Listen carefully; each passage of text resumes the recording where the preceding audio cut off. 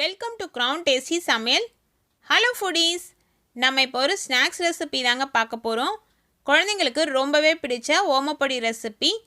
இந்த ஓமப்பொடி ரெசிபி வீட்டிலையே நம்ம ஒரு 15 நிமிஷத்துலேயே குயிக்காக செஞ்சு முடிச்சிடலாம். வெளியில் கடையில் போய் ஸ்நாக்ஸ் வாங்க முடியாத சுச்சுவேஷனில் பிள்ளைங்க ஸ்நாக்ஸ் கேட்டு அடம்பிடிச்சா குயிக்காக செய்யக்கூடிய ஒரு ரெசிபி தான் இந்த ஓமப்பொடி ரெசிபி. எப்படி செய்கிறதுன்னு பார்த்துருவோம். ஃபர்ஸ்ட் இதுக்கு ஒரு பவுலில் 1 கப் அளவு கடலை மாவு சேர்த்துக்கலாம். 1 கப் அளவு கடலை மாவுக்கு 1/4 கப் அளவு அரிசி மாவு, இடியாப்பத்துக்கு நம்ம பயன்படுத்துகிற அதே அரிசி மாவு தான். 1/4 டேபிள் ஸ்பூன் அளவு மஞ்சள் பொடி, நல்லா சூடாக ஆக்கின வனஸ்பதி. உங்களுக்கு வனஸ்பதி சேர்க்கறதுக்கு விருப்பம் இல்லைன்னா நல்லா சூடாக காய்ச்சின எண்ணெய் சேர்த்துக்கலாம். அதற்கு அடுத்தது பெருங்காயத்தூள், உப்பு ரெண்டுத்தையுமே ஒன்றா சேர்த்து கரைச்சி அந்த தண்ணி, இது உப்பு தண்ணி சேர்க்கும்பொழுது பார்த்து சேர்த்துக்கோங்க. அதே போல் இதெல்லாம் சேர்த்து நல்லா கலந்து விட்டுட்டு தண்ணி கொஞ்சம் கொஞ்சமாக தெளித்து பிசைஞ்சிக்கோங்க.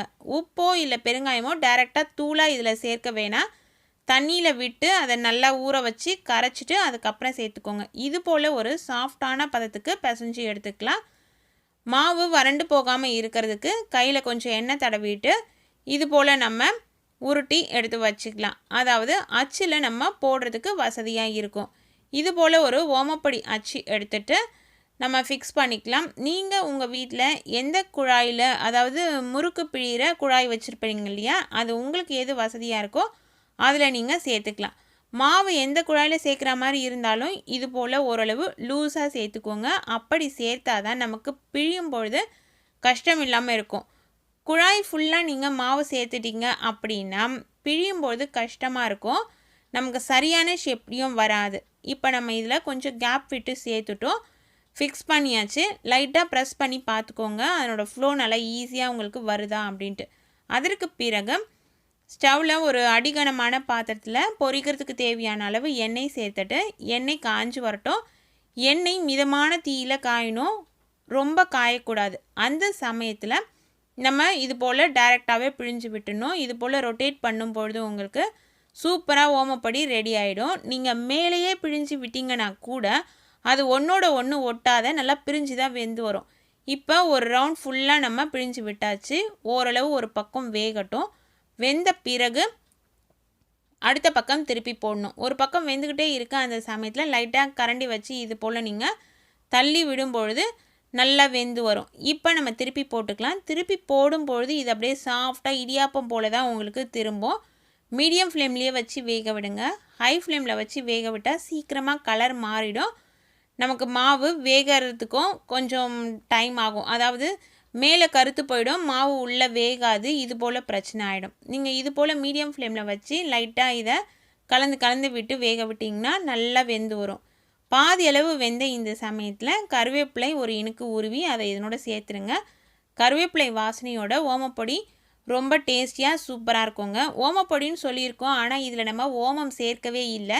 நான் ஏன் ஓமம் சேர்க்கலாம் அப்படின்னு பார்த்தீங்கன்னா, எங்கள் வீட்டில் இருக்கவங்களுக்கு ஓமமோட ஃப்ளேவர் பிடிக்க மாட்டேங்குது, அதனால் நான் சேர்க்கலை.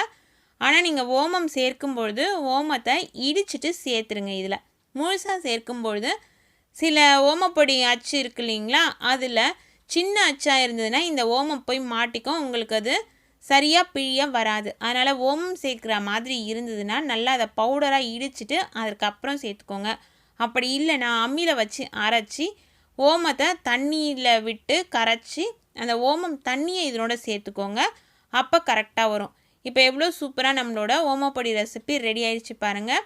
இது மாவு நம்ம ஊற வைக்கணும் அப்படிங்கிற அவசியமே இல்லை, உடனே பிசைஞ்சு நம்ம அப்படியே சுட்டு எடுத்துடலாம். மாவு பிசையும் பொழுது இலகலாம் இருக்கட்டும், அதை கவனத்தில் வச்சுக்கோங்க. அதே போல் வேக வைக்கும்பொழுது மீடியம் ஃப்ளேம்லேயே இருந்து வேகட்டும். இப்போ நான் இதற்கு பயன்படுத்தின கடலைப்பருப்பு பார்த்திங்கன்னா வீட்லேயே அரைச்சிது. இந்த கடலைப்பருப்பு மாவு, அதாவது கடலை மாவு நம்ம ரெடி பண்ணது வீட்லேயே.